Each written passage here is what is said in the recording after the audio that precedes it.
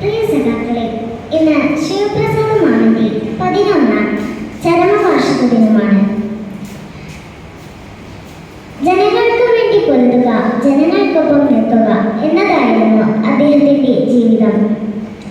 നമ്മുടെ പ്രിയ സഖാവ് advocate R Sivaprasada മാമന്റെ ഓർമ്മകൾക്ക് മുന്നിൽ ആദരാഞ്ജലികൾ അർപ്പിച്ചുകൊണ്ട് ഞാൻ എന്നെ കുറിച്ച് ചൊല്ലാം. പൂക്കാലം എഴുതിയത് കുമാരനാശാൻ.